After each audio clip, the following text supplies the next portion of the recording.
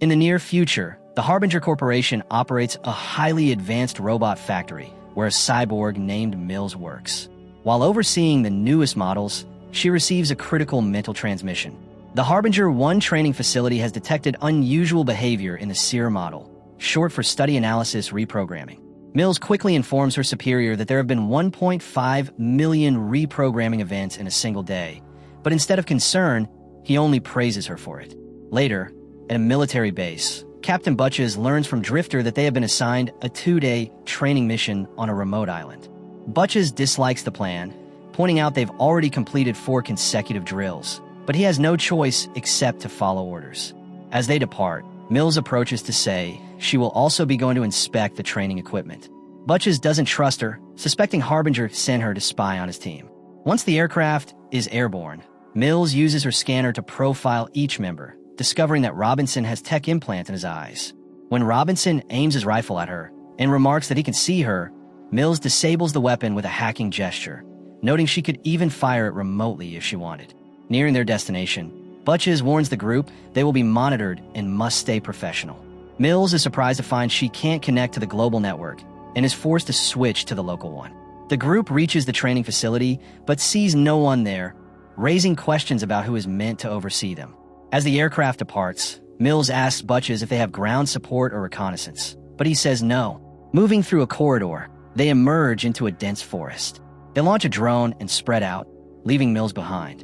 She spots an unfamiliar drone hidden among the trees, but keeps it to herself. Before long, they reach the training zone and take positions, only to find themselves surrounded by strange surveillance drones. Drifter lifts his weapon, but Mills stops him, explaining these drones have been quantum-modified, meaning they operate without human control. The drones watch briefly, but do not engage, and Butches orders the team forward. Soon, they locate their training targets and are disappointed to see they are just simple robots. They quickly plan an attack and split up, unleashing everything from bullets to rockets as the drones record their maneuvers. Within seconds, every target is destroyed. Meanwhile, Mills follows one of the drones and finds a SIR unit attempting to access it. She's startled when she fails to hack its programming, and things worsen when the unit turns, showing blood on its head. Closing her eyes, Mills sees disturbing images from its training program. Footage of the SIR shooting multiple people in the face. When she opens her eyes, the unit is gone, so she returns to the group. That night, the team makes camp, taking a break while discussing Mills. Sitting alone, she reviews her collected data. Drifter approaches, mentioning their radios aren't working. Mills says she also can't reach the global network, meaning something is blocking transmissions. Drifter asks about her chip, and she tells him her story. At age 11, she became paralyzed and accepted Harbinger's sponsorship, which cured her. Drifter then informs Butches that Mills also has no comms, making Butches even more suspicious of the mission.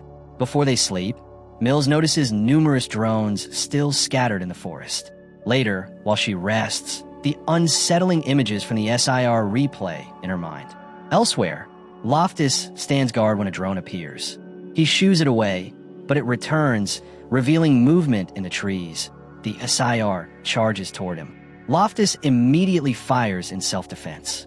Back at camp, Mills wakes to the sound of the group arguing about strange noises, with Goodwin insisting he saw Loftus vanish. They search the forest, but it isn't until morning that they spot traces of blood on the grass. Following the trail, they're horrified to find Loftus' body propped against a tree. Butches refuses to believe Mills, claiming malfunctions are never this precise. Robinson returns from searching for the missing soldier. The team takes defensive positions as Mills scans the area and realizes they are in the same location as yesterday's targets. A drone appears, hovers briefly to observe them, then leaves, only for a sudden shot to kill one of the soldiers. Robots emerge from the forest and open fire. The team quickly hides behind trees, and luckily no one is injured. When the shooting stops, the soldiers throw smoke grenades, using the cover to escape. The robots resume firing, and the soldiers return fire while retreating. Butches breaks off to approach the machines from the side. He shoots one, but it causes no harm, and when the robots notice him, they quickly withdraw. Meanwhile, another soldier becomes separated from the group. 3 drones find him, but he drives them off with gunfire.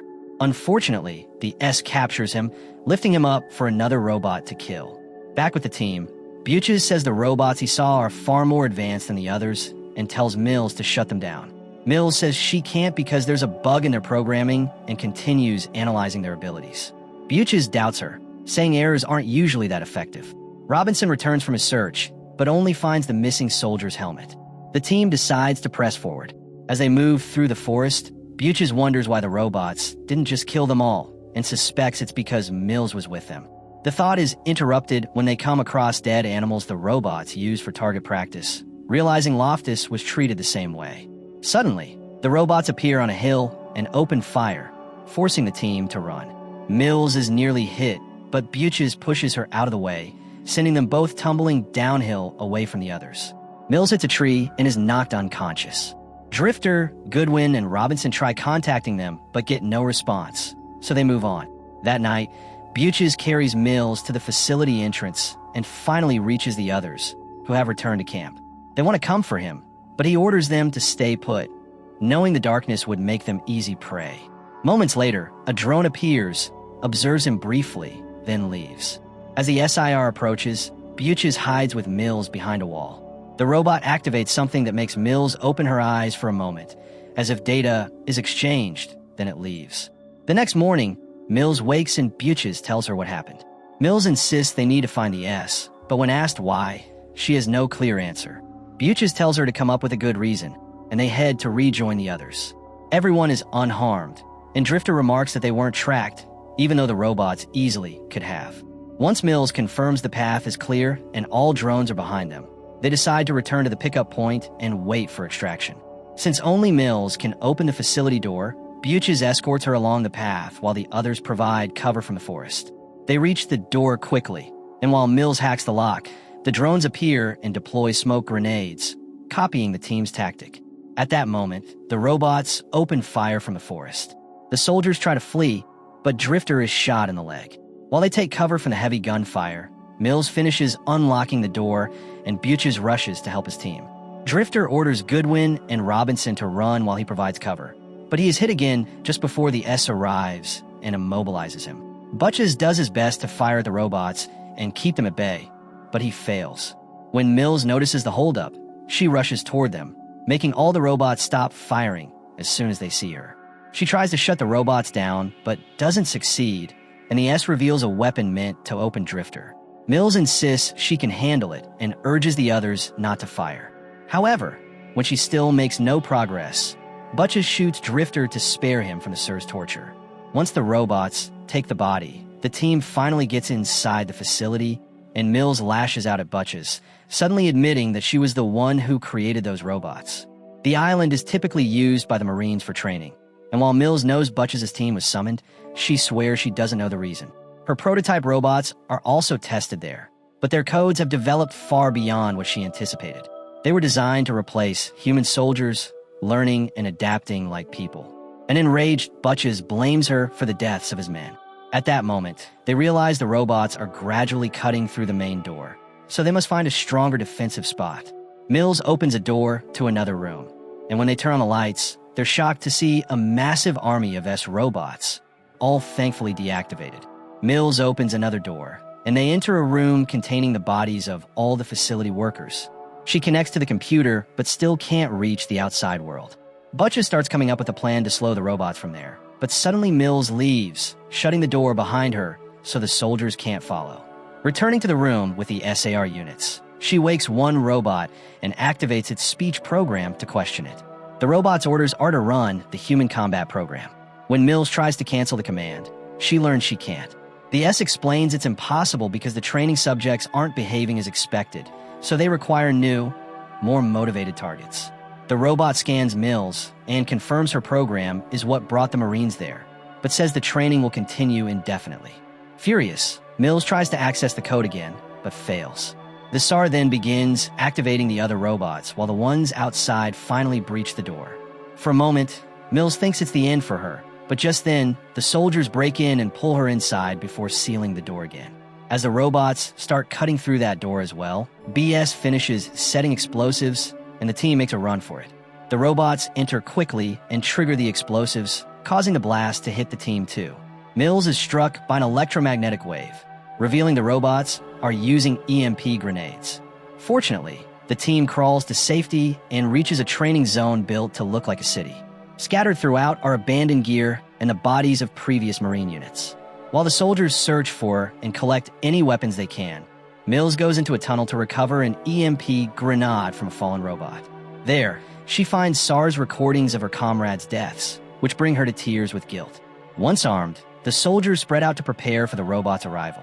Butches checks on Mills and learns that the grenade should disable the S, and hitting the leader should also stop the other units. However, the range is limited, so they'll need a detonator. Mills explains that the robots haven't wiped them out yet because they've been deliberately pushing them to gain more training. Butches points out that using the grenade could kill her, but Mills says it's their only option. The team stays awake through the night, waiting for the attack, but the robots don't appear until morning. While Goodwin hides with the detonators for the bombs placed along the route, Butches fires from behind a car, and Robinson shoots from his position on the roof. Mills scans the streets, and when the robots start marching, she signals Goodwin to trigger the first bombs, wiping out many enemies. Robinson soon climbs down from the roof and hides behind a window to keep shooting. 1S nearly reaches Butches in the street, but an explosive takes it out in time. A drone spots Goodwin, forcing him to flee before the robots catch him. Robinson keeps firing from the window to cover Butches, who runs to assist Goodwin, but this draws all attention to him, and Robinson is killed by the robots. Eventually, Butches and Goodwin find cover behind a wall, only to realize they left the last detonator in the street. Butches is forced to head out again, moving between cover while the robots keep firing. Mills appears beside him, grabs the detonator, and her presence momentarily halts the shooting. As the robots approach, the pair retreat, leading them toward the grenade's location. Suddenly, a robot shoots Mills in the shoulder. Just as Butches grabs her, she triggers the EMP grenade, causing all the robots to collapse. Mills survives, but experiences glitches. The SIR quickly reactivates and comes after them, so Butches carries Mills into the building. When she can move again, he tells her to leave while he stays on the stairs, firing at the robot. With her energy almost gone, Mills crawls to find Robinson's body, while Butches runs out of ammunition and the SAR throws him into the room. The S refuses to kill Butches, needing more data to complete its program, and goes after Mills. It looms over her, demanding identification. Mills waits for the right moment before answering human and remotely firing Robinson's rifle. The damaged S falls, but not before linking to Mills' eyes and downloading data. Both shut down at the same time. Moments later, a plane arrives to pick up Butches, Goodwin, and Mills. As they prepare to board, Mills' eyes open, revealing the S's mission protocol is now inside her.